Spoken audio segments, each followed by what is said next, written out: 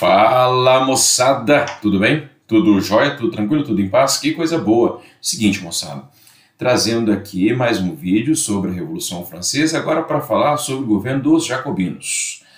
Bem, a República Jacobina, ela começou ali em meados de 1793, logo depois do enfraquecimento do governo dos girondinos, então eles se aproveitam dessa fragilidade e tomam o poder.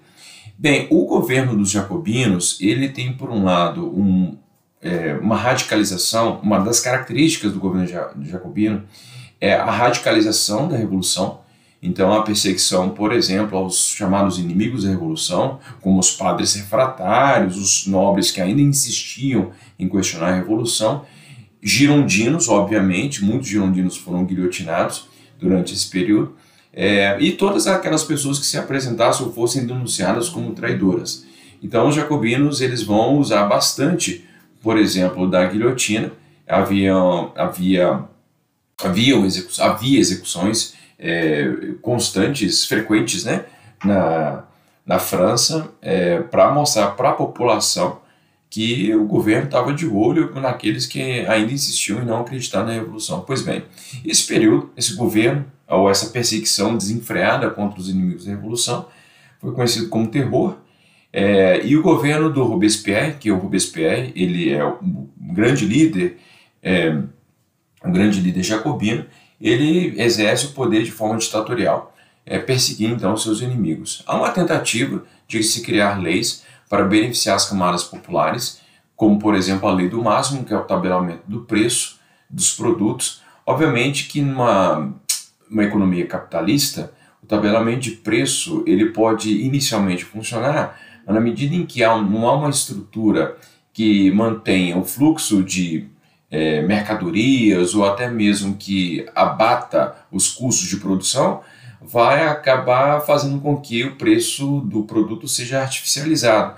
E com isso, então, os fornecedores acabam boicotando a venda de produtos porque não é interessante para eles, mas afinal de contas, eles não vão ter os seus gastos repostos. Então, acaba faltando alimento nos mercados e é uma crise de abastecimento.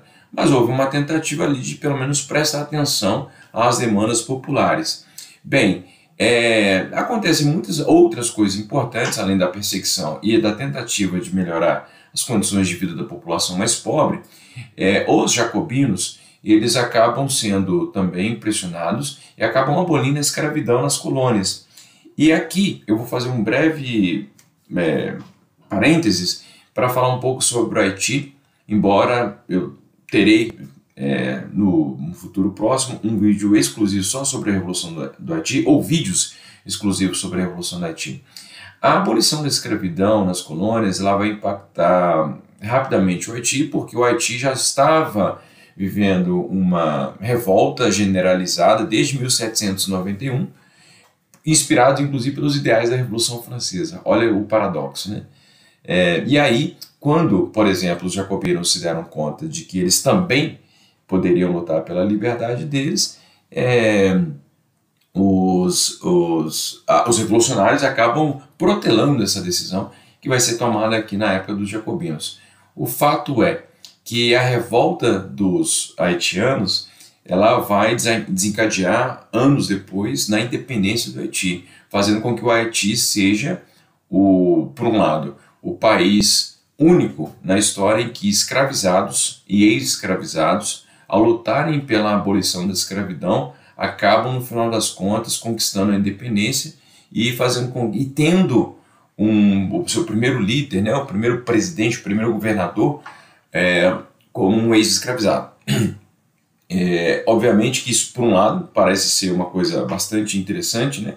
Por outro lado, nós temos um problema muito sério, quer dizer, não são três lados não, mas são três partes que eu queria destacar. Uma é essa atitude heróica, né, dos haitianos em conquistarem a liberdade, em conquistarem a independência.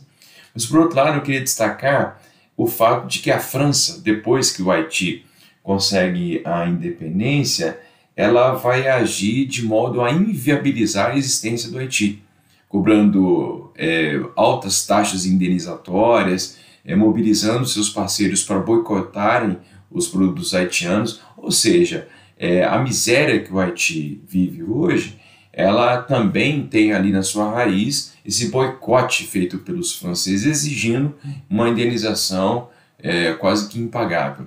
E agora, o ponto que eu quero mais destacar em relação a isso é que mostra o limite mesmo da Revolução Francesa, que se pretendia universal. Afinal de contas, eles fazem uma declaração dos direitos do homem e do cidadão, uma declaração que se pretendia abranger todos os homens, né, no mundo, mas eles basam justamente no fato de que os homens escravizados não seriam detentores de direitos. Então a Revolução Francesa ela é muito mais um projeto da burguesia europeia para beneficiar os seus desejos ou para atender os seus desejos, do que efetivamente um projeto mundial que alcançasse todos os grupos em todos os lugares. Obviamente os escravizados não foram colocados na pauta revolucionária. Então a Revolução Francesa ela tem um limite. Ela cria o mundo ocidental em diversos aspectos, em termos jurídicos, econômicos, políticos, sociais, etc. Mas tem um problema social muito grave aí, que é também um problema que já discutido lá no Iluminismo, que é justamente o alcance, a limitação do alcance do projeto revolucionário. Não é para todo mundo. Bem, voltando aqui. Os jacobinos estabeleceram o ensino público gratuito. Havia ali na época, já no século XIX, por causa até dessa herança do ensino público gratuito, uma grande parte da população francesa já era alfabetizada. Mas ao estabelecer o ensino público gratuito, isso vai alcançar inclusive outras camadas, né? De pessoas mais pobres, enfim.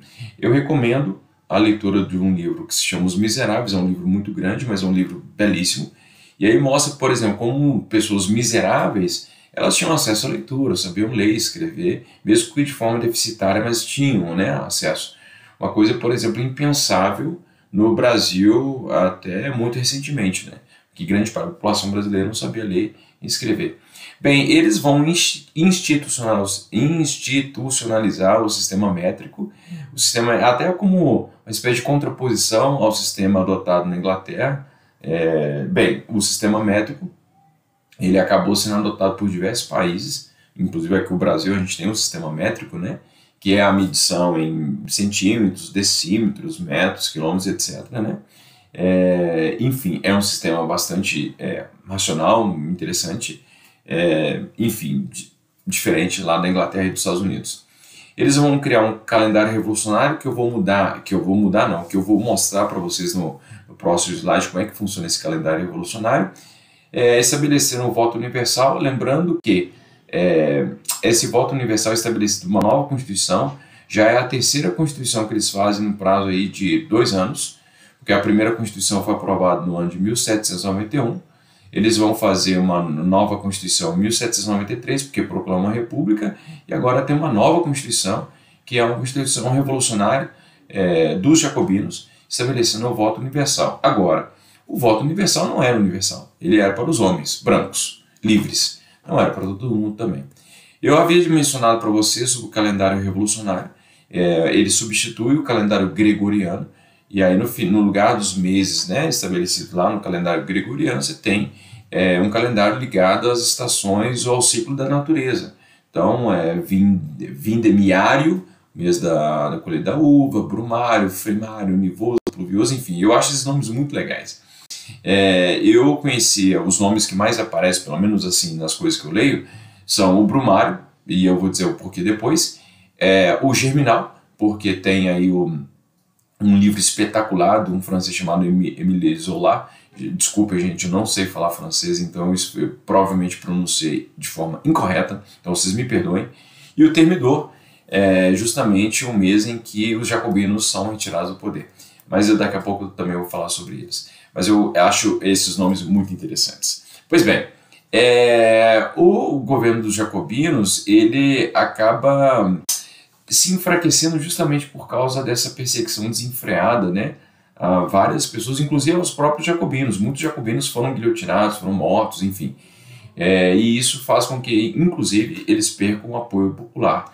E aí, aproveitando-se disso, os girondinos, eles preparam a tomada do poder, eles entram de assalto no palácio, lá no local onde estava o Saint-Just e o Robespierre. Eles vão fazer um ferimento na barriga dele, se eu não estiver enganado, no dia 27 de julho. O julho é o mês do Termidor. E aí, por causa disso, por ter acontecido no mês de julho, ou no mês Termidor, essa atitude é chamada de reação termidoriana, tá? Bem, justamente isso que eu estava falando. E aí voltam os girondinos ao poder, criando uma nova etapa da Revolução Francesa, que é a criação do diretório. Mas isso é assunto para o nosso próximo vídeo, porque esse vídeo já ficou grande demais. Tá bom, moçada? Um grande abraço para vocês e até a próxima, gente. Tchau!